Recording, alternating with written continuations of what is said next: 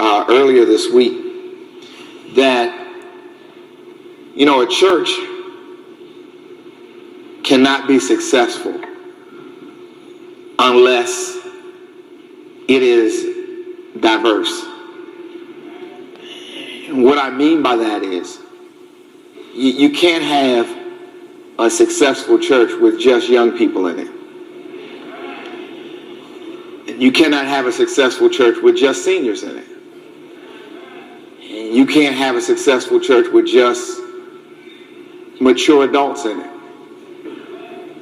We're a body, and each joint supplies the need of another. And you cannot have a successful church with just one group of people, because everybody has something to give. And as our church is growing and the Lord is adding to the church, please don't ever forget that we're one church. And so it's not the older people in the church and the young people in the church. It is the church. And we all have equal value in the church. And for those of us who are younger, we have to understand there would be no church if it were not for those who are older. Because it is the older members of the church who keep a church stable. They take the church through the storms of life. They keep the church focused on what God has intended it to be. If you're an older person in the church, as valuable as you are, without young people, the church will die.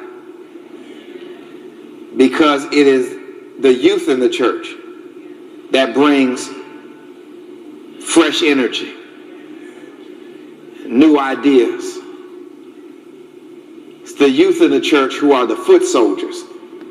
There's a reason why generals don't go out to battle. Their fighting days are over. But you need them because they know how to win the fight. And so it's important that we understand that we need those who know how to win the fight. And we need those to go out and take the fight. And so if you're an older member in the church, it's time for you to put down your arms. Your fighting days are over. But your work's not done. You've got to train a new generation of soldiers how to take on the fight. If you're a younger person in the church, don't go out fighting without instructions from the generals.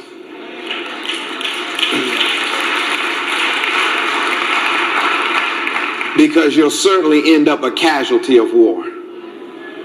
But if we all know why we're here, and what season of life we're in, and what God called us to do, we won't be two churches. We'll be one church, standing up for Jesus. That's why it's good to have hymns in the church. So the hymns remind us of where we've come from. It's all right to have a new song in the church every once in a while, but a new song hadn't taken us through anything.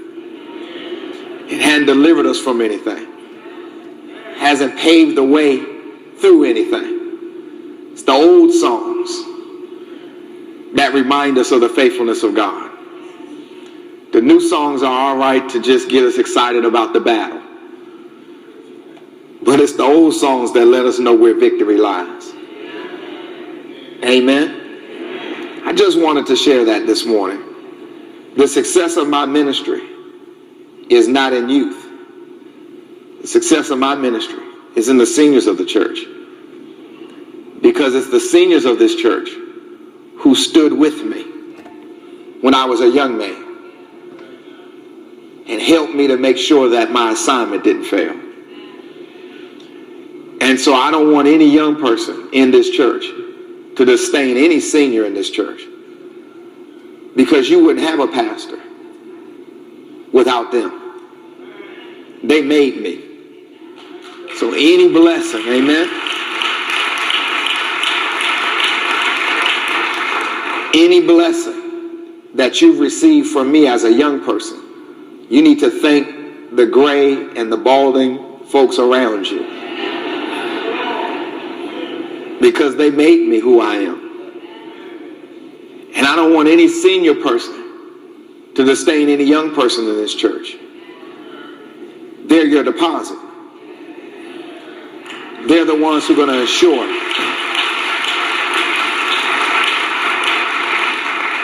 that your crown keeps getting jewels in it, even once you're in glory. I just thought I'd share that this morning. Just thought I'd share that this morning.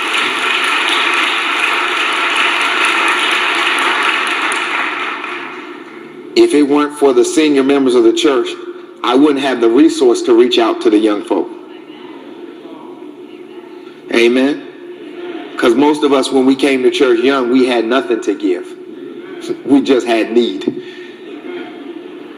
But thank God somebody loved on us. So Colossians chapter number 1, that's not my sermon. I guess that's just my educational moment. Colossians chapter 1 and Colossians chapter 3. Pray with me for just a moment and we'll get into the message.